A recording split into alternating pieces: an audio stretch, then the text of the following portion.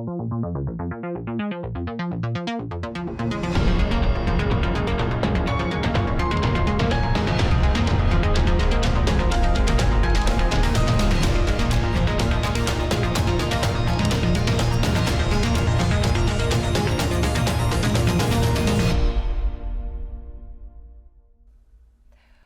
à tous, je suis très heureuse de vous retrouver pour ce nouveau numéro d'Immédiat. Et cette semaine, bonjour Martial. Oui, le Joker, Martial Bild. Le Joker, Martial Bild. Merci Martial d'être avec nous sur ce siège en remplacement de Jean-Yves Le Gallou pour cette semaine exceptionnellement. Avant de passer au programme, je rappelle à nos téléspectateurs les petits gestes nécessaires pour la promotion de cette vidéo et garantir son succès. Vous le savez, c'est bien sûr cliquer sur le pouce en l'air, évidemment laisser un commentaire et puis le bonus ultime naturellement, c'est que vous pouvez partager cette vidéo et l'envoyer à vos contacts, vos coordonnées. Place au programme, je le disais, nous allons revenir évidemment sur le complot Epstein qui est devenu une belle réalité, même si nos médias ont un peu de mal pour l'instant à se rendre compte de cette réalité. Et puis, notre dossier cette semaine sera consacré aux artistes engagés, mais aussi à ceux qui ont choisi justement de se retirer de cette obligation de prendre parti et de prendre la parole dès qu'on leur tend un micro.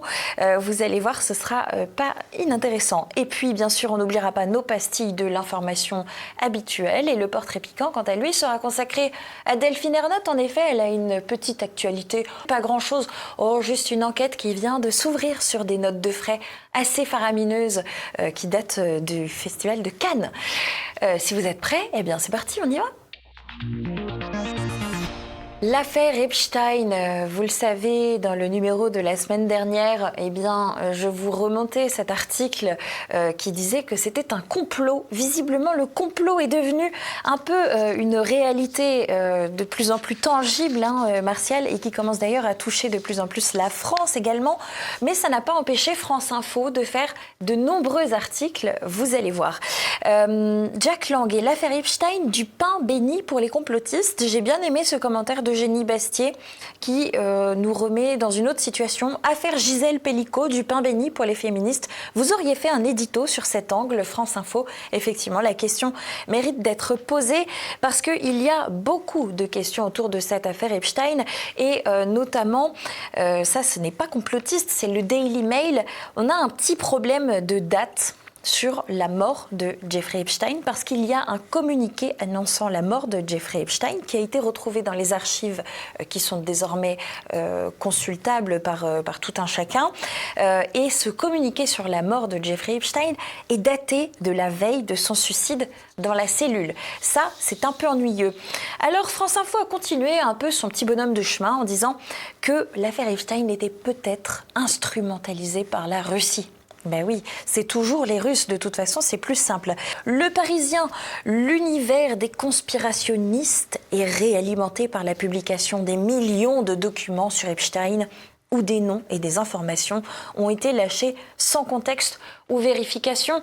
Alors, quand il n'y a pas de contexte et de vérification, c'est parce que les journalistes se placent très très haut sur la balance de l'influence, quasiment au niveau des juges, alors qu'effectivement, là, une vérification citoyenne permet de commencer à s'imaginer certaines choses. On a Thomas Negaroff, étonnamment, qui déclare ceci. Cette histoire nous rend tous complotistes. Et lui, ce qu'il pense, c'est que ces millions de documents ont été relâchés pour protéger Donald Trump. Une théorie intéressante. C'est dans l'air, a titré une de ses émissions du vendredi 6 février, donc on est sur France 5, un service public. Rappelons-le, Epstein, la Russie veut faire tomber Macron. L'agence France-Presse a repris cette information. La France a identifié une opération de désinformation liée à la Russie visant Emmanuel Macron et BFM, opération d'ingérence russe destinée à faire croire à une implication d'Emmanuel Macron dans l'affaire Epstein, détectée en France.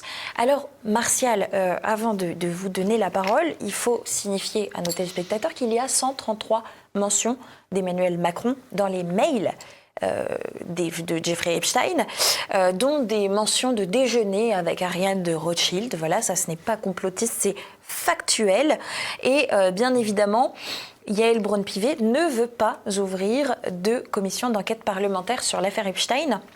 Avec un argument assez intéressant parce qu'elle déclare que des procédures judiciaires sont actuellement en cours. Et il faut, là encore, être très précis, ces procédures sont en cours, mais aux États-Unis. Je ne savais pas que la justice américaine avait pris cette place-là sur la France. À noter évidemment aussi toute cette polarisation médiatique autour de Jack Lang qui a fini par démissionner. Certains ont dit que c'était à cause de la meute. La meute, il faut entendre les gens scandalisés sur les réseaux sociaux, en fait. Voilà, traduisons-les, comme disent certains. Libération a fait cette une assez étonnante. Jack Lang, La Chute. La Chute, c'est quand même le film très connu qui parle de la chute d'Adolf Hitler. La comparaison est un peu originale de la part de Libération. Mais Patrick Cohen a fait mieux encore. Mieux encore, vous allez l'entendre. Mais pourquoi est-ce qu'il a fait mieux ? Parce que c'est quelque chose qui a été promotionné ensuite par Jack Lang lui-même, puisqu'il a retweeté l'édito de Patrick Cohen. Et je vous propose d'en écouter un petit extrait. Ce matin, Jack Lang, ombre et lumière. 45 ans plus tard, passe brutalement de la lumière à l'ombre, dans un torrent d'opprobre aussi unanime qu'excessif, à l'heure de la chute méditée sur la grandeur. Vous dites ça pour l'excuser ? Pas pour l'excuser, pas du tout. Jack Lang a eu grand tort de profiter des largesses d'un richissime affairiste et ainsi de se compromettre avec un prédateur sexuel qu'une première condamnation aurait dû rendre infréquentable. À quel niveau de connivence entre puissants, à partir de combien d'avions privés et de vacances tout frais payés devient-on l'obligé de celui qui vous régale ? Même si les multiples messages échangés avec Epstein ne l'impliquent dans aucun scandale sexuel, même s'il ne fait l'objet que d'une enquête pour fraude fiscale, le président de l'Institut du monde arabe n'avait d'autre choix que de se retirer. Question de décence. Pas d'excuses donc, mais un peu de nuance et de mesure. Ce n'est insulter personne que de dire que l'homme et son œuvre ne méritaient pas le déshonneur d'une sortie aussi piteuse. Il y avait un peu moins de nuance, Patrick Cohen, quand vous avez fait votre édito sur Crépol ? Bon, non, je soulève juste ça.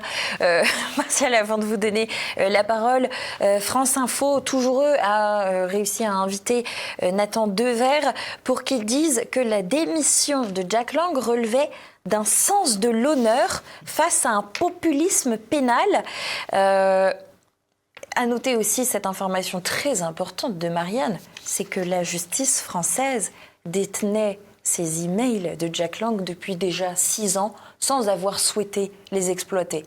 Je vous laisse faire le commentaire, le mot de la fin sur cette affaire sordide. Oui, beaucoup de choses ont été dites, Floriane, et je vois bien évidemment les interventions des uns et des autres dans les médias. En fait, dans cette monstrueuse affaire Epstein, les faits sont désormais établis. Il existait bien un réseau structuré, protégé et inséré au cœur des élites au niveau mondial.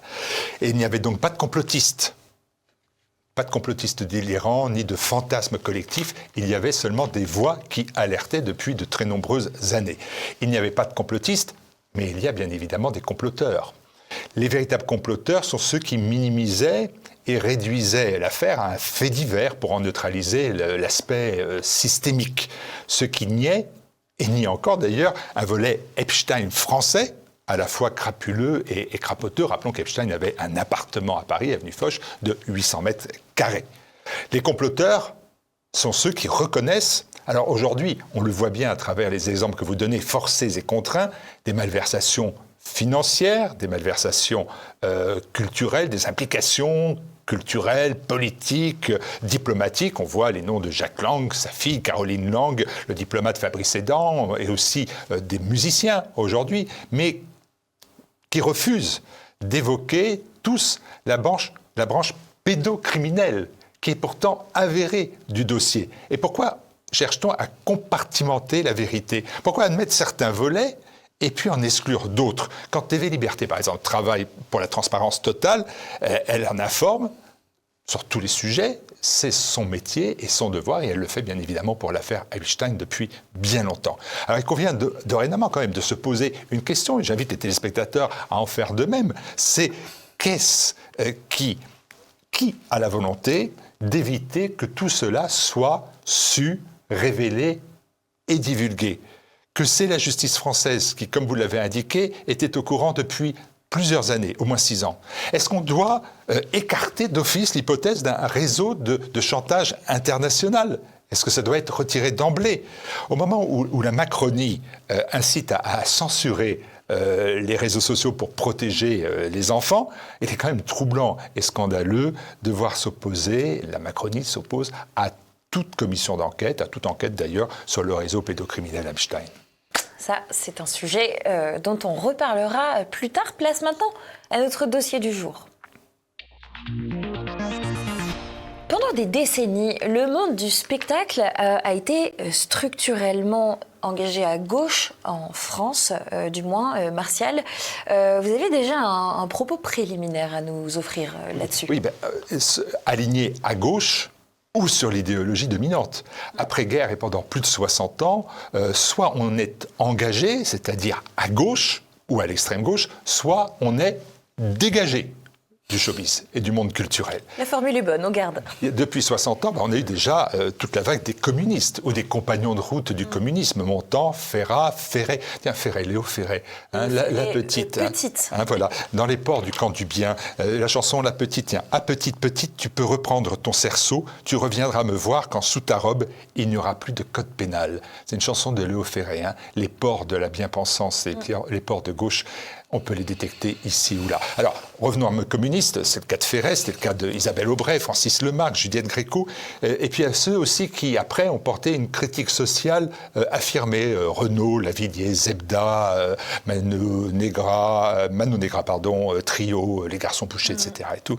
Et donc, il y avait vraiment une monopolisation de l'espace showbiz, et idem dans le monde des écrivains et des auteurs. Ça, c'est le monde engagé. Puis il y a de l'autre côté les dégagés.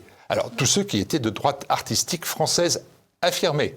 On va rester sur les chanteurs. Un vieux chanteur que vos parents, grands-parents connaissaient bien, Pierre Dudand, son engagement à droite fait que, bien évidemment, il est absolument boycotté. C'est Brassens qui le sauve en faisant la première partie de son Olympia. Brassens, qui était pourtant anarchiste et bien loin des idées de Pierre Dudand. Absolument dégagé, un chanteur qui pourtant est très connu dans les milieux de la droite, Jean-Pax Meffray. Jean-Pax Meffray, 2 passages télévisés en France, dont un chez Bouvard il y a 40 ans. Et puis aussi des carrières bloquées. On pense pas, mais Daniel Guichard, par exemple, Gérard Lenormand, en raison non pas de leur engagement à droite, mais de leur engagement contre le socialisme à un moment donné. On oublie aussi Sardou, victime de manifestations dans les salles, de tractages, de huées, de menaces de mort au cri de Sardou facho, et avec des concerts qu'on essaie d'annuler. Et là, il y a vraiment un objectif, c'est l'exclusion totale du champ culturel institutionnel. Et ça se poursuit encore, il y a encore des écrivains, je pense à des gens comme Soral, par exemple, qui sont exclus du champ culturel institutionnel pour une fatwa menée contre eux. Elle remonte assez loin, comme on le voit, depuis l'après-guerre. Des gens ont été mis au banc en raison de leurs idées. Est-ce que vous diriez, Martial, que depuis les années 2000, il y a une forme de changement dans le militantisme du monde culturel ? Oui, parce qu'on a été effectivement passé du communisme à un combat social, je l'ai dit, et puis aussi maintenant au moralisme, de nouveaux marqueurs idéologiques. On peut penser à l'antiracisme, au féminisme, à la colonisation, le genre, etc. C'est le politiquement correct, en fait, qui est la nouvelle norme. Alors maintenant, on va le voir après, j'ai sélectionné quelques interviews récentes d'artistes, de chanteurs, c'est pour ça qu'on s'est focalisé sur les chanteurs, mais visiblement on observe un léger changement de positionnement, on observe plus le choix de la neutralité aujourd'hui quand on ne s'engage pas à gauche en tout cas. Oui, parce qu'on peut parler d'un phénomène qui est réel et transversal d'ailleurs, il touche la musique, il touche aussi le cinéma, le milieu de l'humour. Les cas les plus récents et significatifs, moi j'en ai noté Benabar, longtemps associé à cette gauche sociale, désormais très prudent. Et puis des gens comme Julien Doré qui refusent explicitement d'entrer dans les débats politiques, ou Gérard Lanvin, grand acteur, qui lui rejette les injonctions idéologiques. Alors justement, puisque vous venez de citer 2 chanteurs, je vous propose qu'on écoute leurs interventions. Vous allez voir, c'est assez intéressant et ça change. C'est un piège souvent dans lequel tombent pas mal d'artistes ou en tout cas de figures médiatiques. Je pense que c'est très délicat quand on est des privilégiés, quand notre passion est devenue notre métier, quand au quotidien on se réveille avec comme seule chose à penser faire ce que l'on aime. C'est très très difficile de de se laisser porter à un micro pour donner des leçons, de venir expliquer aux gens à un micro pour qui voter ou quoi penser et regarder sa montre parce qu'on a un défilé qu'on veut pas manquer à 2 rues. Je pense que c'est une forme de nuance que de faire très très attention de ne pas donner de leçons aux gens qui nous écoutent et qui nous aiment. Entre le côté un peu donneur de leçons et le côté vraiment fondamentalement engagé, il y en a dans les dictatures, mais aujourd'hui faire une chanson engagée, ça sert à personne, et puis surtout ça dit aux gens ce qu'ils doivent penser, et puis une chanson c'est de dire ce que tu penses, pas aux gens ce qu'ils doivent penser. Je trouve que ce qui est malsain, c'est de prétendre interdire à un tel d'avoir un avis. Moi, par exemple, je suis très emmerdé par le fait de dire faut pas voter pour un tel ou pour un tel, faire un barrage, le soi-disant barrage républicain, qui pour moi n'est pas du tout républicain, parce que la République, c'est chacun vote pour qui il veut. Alors, Martial, selon vous, pourquoi est-ce que ça change, là, comme ça, en ce moment en France ? Une évolution. Bon, le public est de moins en moins homogène. Il y a la montée des droites aussi. En France, les réactions sur les réseaux sociaux sont importantes aussi. La fin d'un public qui est acquis pour les vedettes. Un artiste sait désormais qu'il perd autant qu'il gagne en prenant position. Et ce que je voudrais que les téléspectateurs comprennent bien, c'est que l'heure n'est pas à l'engagement ou au dégagement, mais au désengagement. C'est-à-dire la volonté de la neutralité, ce qui n'empêche pas toujours les stipendiés et les privilégiés de la gauche de pétitionner. Ils le font encore contre Charles Aloncle, par exemple. C'est aussi un motif de fierté pour lui. Est-ce que ce sera la fin de l'unanimisme, pardon ? Mais il y a plus généralement la fin du moralisme, mais aussi des raisons économiques. Il ne faut pas se leurrer, c'est la fin du pouvoir absolu des producteurs et des médias. Avant, restons sur les chanteurs, par exemple. Il y avait le règne de quelques radios, quelques chaînes de télévision et puis quelques maisons de production. Aujourd'hui, il y a les plateformes, le streaming, les tournées. L'artiste n'a plus besoin de plaire à un clergé idéologique, mais il doit plaire à son public. Donc il en prend conscience aussi. Puis on a aussi une droitisation du monde culturel. On n'a pas, une droitisation du monde culturel. Ça, c'est parfaitement clair. Mais on a une dépolitisation, une désidéologisation qui pourrait peut-être même symboliser par la chute de Jack Lang, de cet ancien monde. Oui, c'est la gauche qui part quelque part. Est-ce que ça vous paraît cohérent si on fait cette comparaison entre la France et les États-Unis ? On sait que les phénomènes culturels des États-Unis souvent arrivent ensuite en France. En ce moment, aux États-Unis, il se passe des choses aussi. Il y a des artistes qui s'engagent. Je dirais que dans les deux pays, le monde culturel ou le showbiz traverse une crise de légitimité politique. Ça, c'est vrai. En France, cela se produit par le silence, on le voit. Aux États-Unis, cela se produit non pas par le silence, mais par la polarisation, c'est-à-dire véritablement par le conflit. Par exemple, Hollywood s'est toujours aligné sur un discours progressiste et ne pas être engagé à gauche, pour les idées progressistes, c'est être suspect.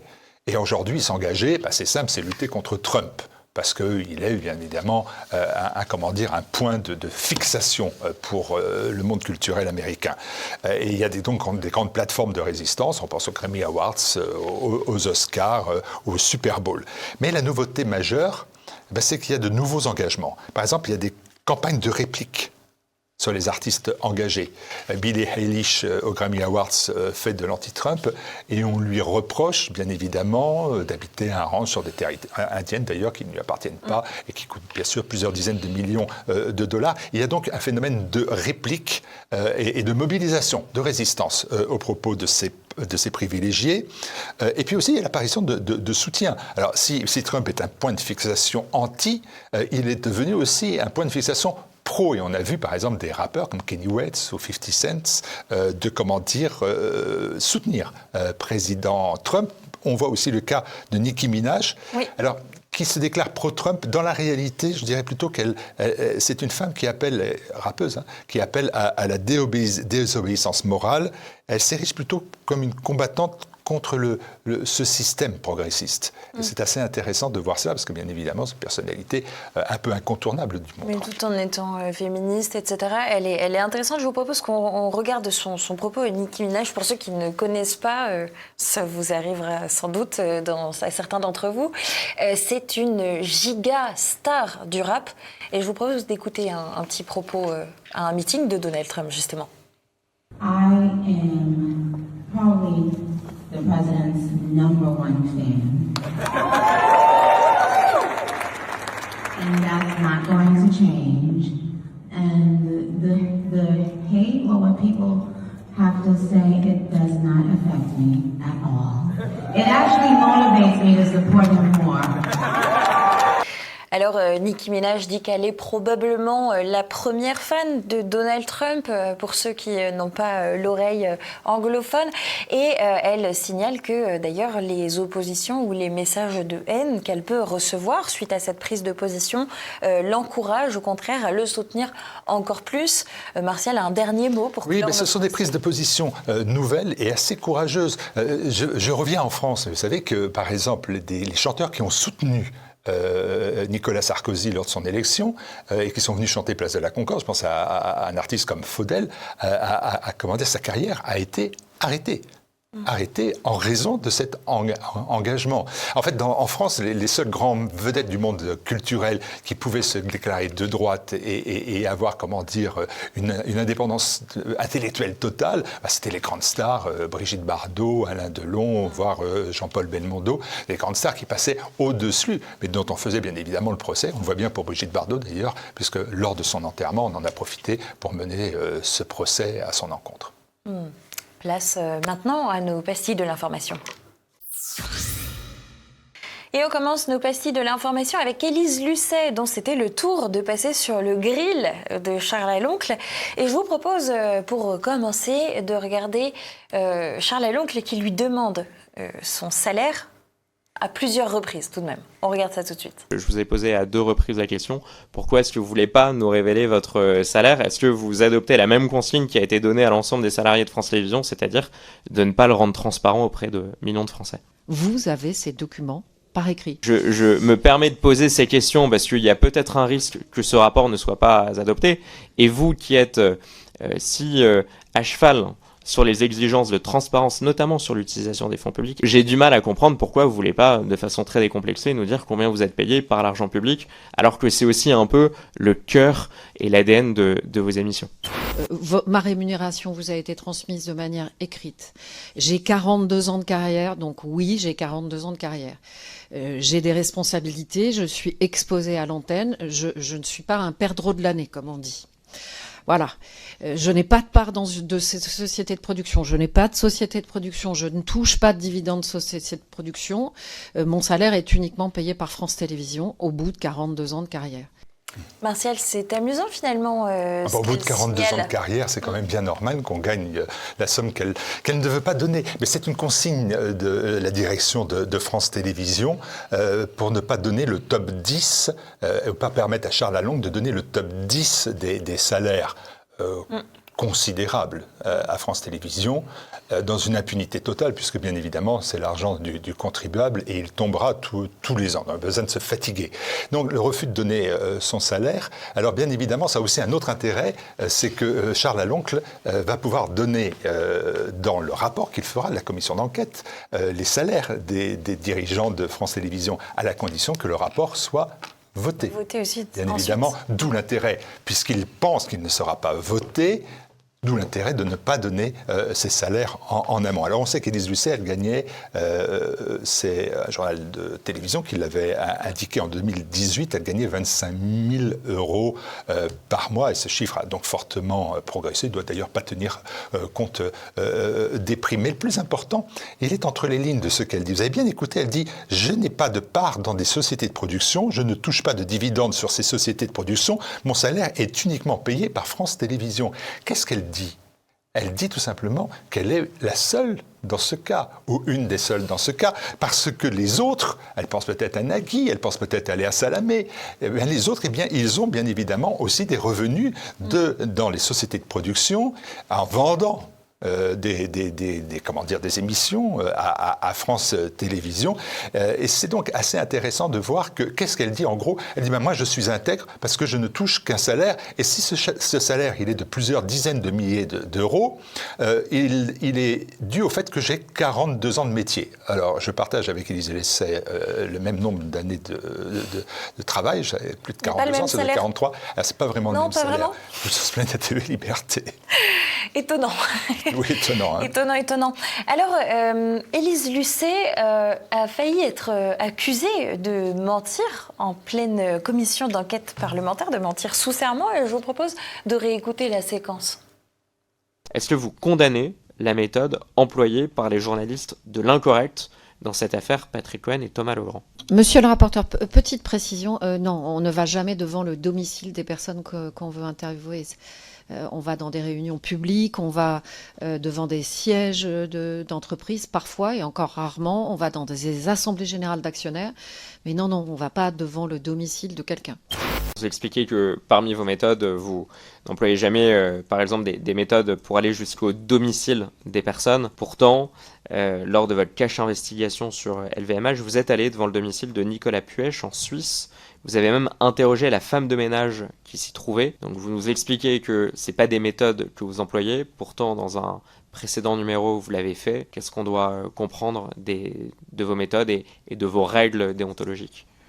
Alors, il ne s'agit pas de son domicile principal en l'occurrence, il s'agit d'un de ses domiciles. Et là, on est vraiment dans une dynamique de reportage. Ce que je veux dire, c'est qu'à aucun moment, nous, dans la volonté qu'on peut avoir de recueil du contradictoire, quand on a épuisé tout ce qu'on pouvait épuiser, on ne se rend devant le domicile de quelqu'un. Je vous ai posé la question sur les méthodes que vous employez. Vous me répondez en expliquant que vous n'allez jamais devant le domicile de ces personnes. Vous êtes sous serment. Je vous explique que dans un cache investigation, vous êtes allé devant le domicile d'une personne, monsieur Nicolas Puech, et vous me répondez, alors que vous étiez sous serment, que oui, effectivement, c'était son domicile, mais ce n'était pas son domicile principal. Est-ce que vous n'avez pas l'impression, sous serment, de nous avoir en fait menti ? Non, moi je ne suis pas allée devant le domicile de monsieur Puech. Mon journaliste y est allé, mais enfin, pardonnez-moi, ça c'est la démarche normale du reportage. Ça peut nous arriver, ça a pu nous arriver à de multiples reprises. Mais moi, personnellement, je n'y vais pas. Est-ce que là, c'est clair ? C'est pas très clair. C'est pas très clair, parce que dans un premier temps, elle affirme qu'elle ne se rend pas devant les domiciles, puis quand on lui donne un cas, elle rectifie en affirmant qu'elle n'était pas au domicile principal, mais dans un des domiciles de la personne qu'elle cherchait à interroger. Elle en a profité pour faire interroger la femme de ménage. Puis engluée dans son mensonge, elle précise que ce n'est pas elle, mais ces journalistes qui viennent harceler les proies devant leur domicile. Et voyez, Floriane, de l'impunité qui existe à tous les niveaux de France Télévisions naît une impunité dans le fonctionnement de cette émission, de ce travail d'enquête qu'elle mène, parce que Élise Lucet s'est transformée au fur et à mesure en juge, en policier, en procureur. Et elle a quitté son rôle de journaliste. Elle quitte son rôle de journaliste aussi quand elle dit, mais ça on ne l'entend pas et on ne va pas l'entendre, mais quand elle dit à la commission qu'ils utilisent des caméras cachées, quelquefois, si c'est vraiment nécessaire, ça n'est pas nécessaire et c'est contraire à la charte de Munich, la charte déontologique du journalisme. Si elle fait appel à cela, ça veut dire qu'elle est en contravention avec la charte du journalisme. Alors pourtant, on en a appris une belle, c'est que il y a une cellule de préparation à cette enquête parlementaire qui a été mise en place par France Télévisions avant les auditions. Et donc cela mobilise toute une équipe de communication qui vient finalement médiatraîner les journalistes. Pas seulement, c'est ce qu'elle dit d'ailleurs. Elle dit c'est bien normal, la commission elle est quand même très importante, donc c'est bien normal que j'arrive devant elle en ayant révisé, en ayant appris à vous respecter. En ayant appris aussi à donner des consignes, puisqu'on est au moins certain d'une chose, c'est qu'il y a une consigne qui a été donnée, c'est de ne pas révéler son salaire. Alors ça, c'est une première consigne. Il y en a d'autres qui suivent et qu'on verra. Et je trouve que cette commission d'enquête a le mérite de démontrer un monde de l'entre-soi où on ne tient plus compte d'aucune règle. Alors, il y a quelque chose qui a pris un coup dans l'aile quand même avec cette commission d'enquête parlementaire et encore une fois, ça ne va pas avec l'agenda parlementaire. C'est la réforme de l'audiovisuel public, vous le savez, qui consistait à peut-être créer une grosse holding entre France Télévisions, Radio France, mais aussi l'INA. Et visiblement, suite au cas Charles Aloncle, ça risque d'être renvoyé au calendes grec parce que l'article du Monde d'aujourd'hui nous informe que l'avenir du projet de réforme de l'audiovisuel public s'obscurcit. C'est peu de le dire. Amélie Montchalin va être nommée au poste de présidente de la Cour des comptes. Elle va remplacer Monsieur Moscovici. Il y a eu quand même une petite levée de bouclier dans pas mal de médias, à gauche mais aussi à droite, parce qu'il y a un problème. C'est que Amélie Montchalin avait pour mission d'élaborer le budget de l'État. Et désormais, à la Cour des comptes, elle va avoir pour mission d'évaluer le budget de l'État. C'est ce qu'on appelle un conflit d'intérêts. Je vous disais, il y a eu une petite levée de bouclier dans les médias, sauf Le Figaro, qui titre ceci: pas de conflit d'intérêts. C'est entre guillemets, donc c'est pas tout à fait eux, mais quand même, ça commence l'article. Amélie de Montchalin prendra ses fonctions à la Cour des comptes dès le 23 février. Martial, évidemment, un petit commentaire ? Sur cet article du Figaro, alors c'est intéressant, c'est toujours l'utilisation, bien évidemment, entre guillemets, qui permet de ne pas dire les choses, mais quand on lit l'article, on a vraiment l'idée que c'est une affirmation. Il n'y a pas de conflit d'intérêts. C'est-à-dire qu'on n'a pas aboli la frontière entre le pouvoir exécutif et l'autorité de contrôle, comme cela, bien évidemment, est le cas. Mais qui dit pas de conflit d'intérêts? Là, ça n'est pas, bien évidemment, ni dans le titre, ni dans le chapeau, c'est-à-dire les premières lignes avant l'article, indiquées. Eh bien, c'est tout simplement la porte-parole du gouvernement, Maude Bréjon, qui dit, elle, qu'il n'y a pas de conflit d'intérêts. Donc, c'est un membre du gouvernement qui se porte garant d'un autre membre du gouvernement. C'est dire que c'est probant et que ça permet au Figaro de titrer « Pas de conflit d'intérêts ». Amélie de Montchalin, c'est une politique. Elle est maintenant, aujourd'hui, au cœur de la Macronie. Elle n'a pas toujours été dans la Macronie, mais maintenant elle est au cœur. Elle vient des Républicains. Mais elle est accrochée à la Macronie et elle n'a pas brillé, c'est le moins qu'on puisse dire, par son indépendance d'esprit vis-à-vis du pouvoir exécutif et d'Emmanuel Macron. Et donc, ça casse toute l'argumentation qui dit Amélie de Montchalin, c'est une politique comme Philippe Séguin. Philippe Séguin, on peut lui reprocher beaucoup de choses, mais il y a un fait qui était avéré. On peut reconnaître qu'il avait une certaine forme d'indépendance d'esprit et il l'a démontré à plusieurs moments, y compris d'ailleurs au moment de Maastricht. Alors reste bien évidemment le fait qu'on intervient sur la compétence d'Amélie de Montchalin, certainement réelle, mais là inutile d'aller sur ce terrain parce qu'elle remplace Moscovici, c'est-à-dire qu'elle n'aura pas grand mérite à rehausser le niveau. Le gouvernement va s'attaquer à un sujet crucial, c'est la lutte contre les masculinistes. Et oui, parce que figurez-vous que en ce moment, la ligne d'écoute du 3919 est, semble-t-il, visée par une menace masculiniste décomplexée. Beaucoup de guillemets, ce ne sont pas de moi, c'est l'article de RTL. Et Laurent Nunez a annoncé que des dispositifs antiterroristes seront utilisés contre des sites masculinistes. Il file un mauvais coton, là. Oui, il file un mauvais coton. Vous savez que c'est l'homme qui, préfet, interdit un colloque de l'Institut Iliade, je crois pour des raisons d'ailleurs absolument ahurissantes. J'avais trouvé que ce fait-là le mettait parmi les mauvais garçons de la République. Et je trouve qu'en ministre de l'Intérieur, il se déploie, et se déploie de manière assez ubuesque sur cet aspect-là, des dispositifs antiterroristes. Enfin, c'est-à-dire qu'il ait la gentillesse de dire des dispositifs tout court. Dispositifs antiterroristes pour lutter contre cela, c'est grotesque. Et puis en fait qu'il arrête de mentir. Il a menti, vous le savez, sur l'immigration. C'est aussi une raison de faire en sorte que ce ministre de l'Intérieur ne le restera pas encore très longtemps. Et place à notre dernière pastille de l'information consacrée à Delphine Ernotte et ses notes d'hôtel. Parce que figurez-vous qu'une juge d'instruction parisienne va enfin enquêter sur plus de 110 000 euros de frais d'hôtel de luxe attribués à des dirigeants de France Télévisions, et je crois qu'ils étaient accompagnés par des gens de chez Brut. Voilà. Parce qu'ils sont allés dans un hôtel. Bon, écoutez, je vous propose de regarder carrément la publicité de cet hôtel. Et après, on revient sur le plateau.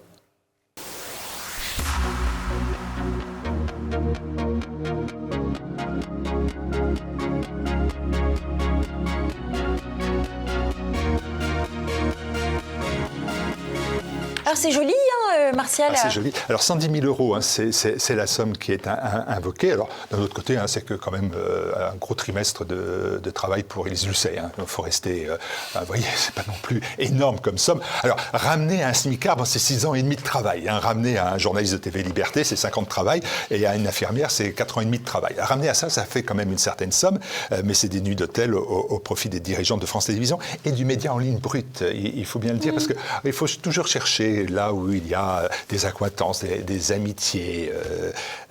En voilà une. Alors, la plainte, elle date quand même de 2 ans. Hein, c'est une plainte de la CGC. Et là, il faut encore remarquer que si on ne voulait pas de la commission d'enquête sur l'audiovisuel, là, au moins un mérite, c'est de faire ressurgir des affaires qu'on avait enterrées. Delphine Ernotte dit qu'elle pratiquait la pratique du barter, c'est ça, hein, en termes anglais, du barter, je ne sais pas comment dit-on. C'est des espaces publicitaires invendus, on les donne à des clients qui, en échange, paient les nuits d'hôtel. Ce petit détail près, c'est que les espaces publicitaires, peut-être qu'on a cherché à ce qu'ils ne soient pas vendus. Et pose d'ailleurs encore la grande question de savoir est-ce que le service public devrait avoir aussi de la publicité. C'est un autre dossier. On a vu l'hôtel Majestic, c'est un joli palace de Cannes. C'est là où on est au cœur nucléaire du Festival de Cannes, de tout ce qui s'y passe en bien et en mal. Et Madame Ernotte est au milieu. À travers elle, c'est nous qui sommes au Majestic, puisque c'est nous qui la payons. Quoi qu'elle dise, c'est nous qui l'avons payée. Ernotte, c'est Chernotte. Et voilà, on est arrivé à la fin de cette émission d'Immédiat. Merci à tous de nous avoir suivis. J'espère que ça vous a plu, que vous étiez content que Martial soit avec nous. Dites-le nous dans le commentaire. C'était un bon duo. Hein. J'ai cru qu'on était Laurence Fournier de Baudry et Guillaume Cizeron. Hein. J'ai trouvé qu'on était aussi bons. Mais très bien. Médaille d'or. Médaille d'or. Écoutez, bientôt, on les remplacera. Ils étaient beaux, c'était beau. Mais peut-être pas demain. Eh bien, n'oubliez pas également de cliquer sur le pouce en l'air. Hein. Bien sûr, vous le savez. Je vous le rappelle en fin d'émission si ce n'est pas déjà fait. Et puis on se dit à très vite sur TV Liberté. D'ici là, portez-vous bien. Delphine Ernotte, née en 1966 à Bayonne, a fait toute sa carrière à France Télécom, devenue Orange, avant de devenir la patronne de France Télévisions. Elle est diplômée de l'École centrale de Paris. Elle rentre à France Télécom en 1989 comme analyste financière et sera tour à tour ingénieure économiste, directrice de la communication et enfin directrice générale en 2011. À la surprise générale, le 23 avril 2015, Delphine Ernotte est élue par les membres du CSA, le Conseil supérieur de l'audiovisuel, à la présidence de France Télévisions pour une durée de 5 ans. Cette nomination cause une intense polémique, car elle n'a jamais été journaliste et n'a jamais dirigé de médias. Elle est dénoncée comme une preuve supplémentaire de la mainmise de l'entre-soi politico-économique sur le monde médiatique et notamment sur les médias publics. Olivier Schrammeck, président du CSA, a en effet changé la procédure d'usage le jour du scrutin, ce qui a permis de favoriser l'élimination de candidats plus sérieux. Une plainte pour abus d'autorité et trafic d'influence a été classée sans suite par le parquet de Paris en juillet 2016. Elle est reconduite pour un second mandat en juillet 2020. Delphine Ernotte n'est pas encartée dans un parti. Cependant, une partie de son entourage est très marquée à gauche. Son directeur de cabinet, Stéphane Sidbon-Gomez, était conseiller de Cécile Duflot au ministère du Logement. Son assistante, Catherine Bessis, est conseillère municipale à Paris et militante PS. Son conseiller en communication, Denis Pingot, est un visiteur du soir de François Hollande. Membre du Club Le Siècle, elle a un fil rouge dans son action. Évincer le mal blanc. Pardon, je me suis trompé. Ma prononciation est défectueuse. Éliminer le mâle blanc de l'antenne et de tous les services de France Télévisions. Je cite sa déclaration, surprenante, sur Europe numéro 1 le 23 septembre 2015. Je cite, « Il faut impérativement que France Télévisions soit à l'image, résonne avec son public. Et honnêtement, en arrivant, mon premier constat, c'est que ce n'est pas le cas. On a une télévision d'hommes blancs de plus de 50 ans. Et ça, il va falloir que ça change. » Elle réitère sur Le Monde en novembre 2020. Je cite, « D'après le CSA, les personnes perçues comme non blanches représenteraient environ 25% de la société française contre 15% à la télévision. On a un énorme rattrapage à faire. Ce sera le fil rouge de mon nouveau mandat. Fin de citation. 200 ou 300 000 migrants extra-européens s'installent en France chaque année. Delphine ne va pas manquer de candidats.